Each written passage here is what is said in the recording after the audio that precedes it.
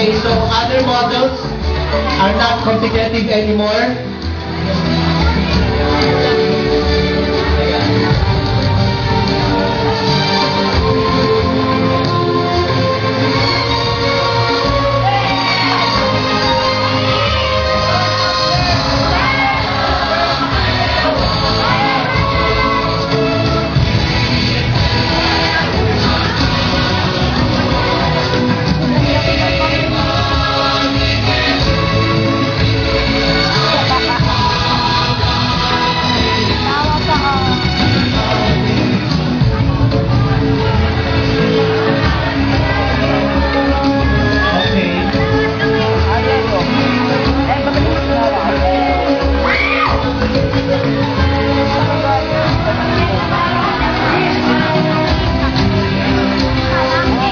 So here are the models. Palakpak naman dyan, wala pa kayong kamay.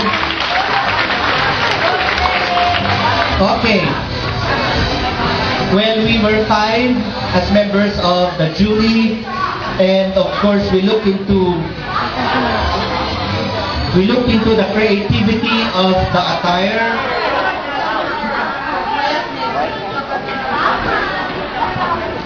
Showmanship. Take note, ladies, showmanship. Your attire is not enough. You should know how to project the attire that you should know how to sell the attire to the public. Then poise and carriage. How you get along with the attire. And audience impact.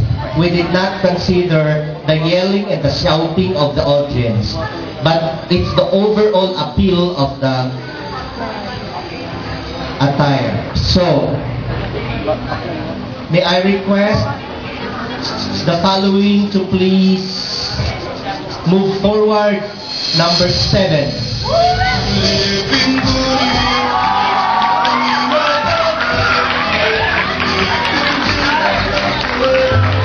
Number 13.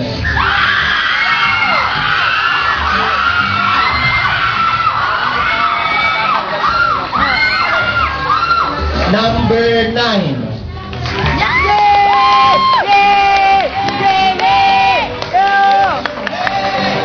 Number 11.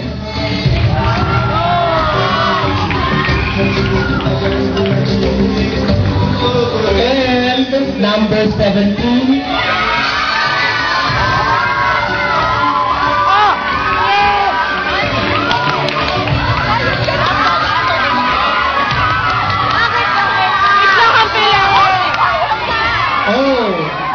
Why?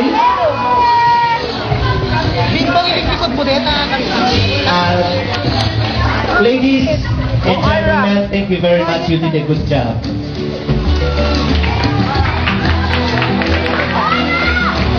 The rest? Ay, wala si Laura. These are the 5 models whom we believe did the better job.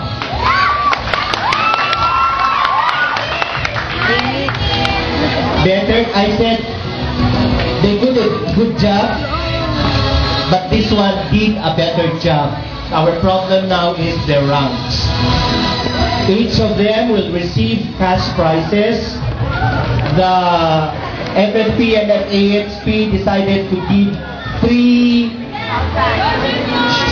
cash prizes, but we did it proper to give this to 5 individuals, considering that they worked so hard for this, and now their ranks.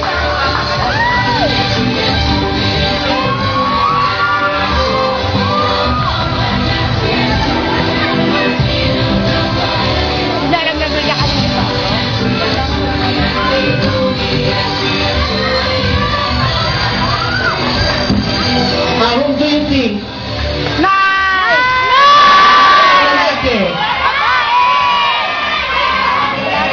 Babae o lalaki? Lalaki!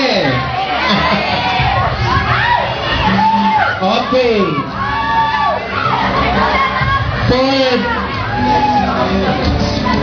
For the 5th place. model number 30. Number 7. Yung mga apat likod muna. Shira Centeno from 3 Kelvin.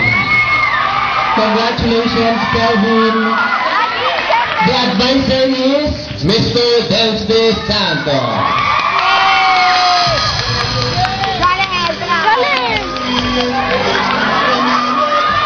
feeling mo din.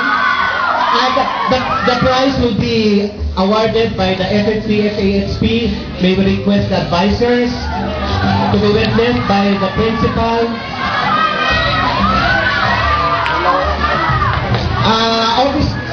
Officers, dito na kayo.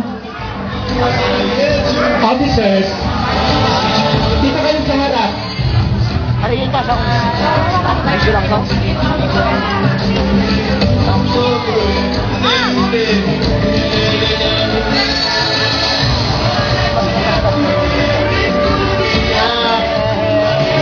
you have the name again? Shira Centeno From Kelvin. 3 Kelvin.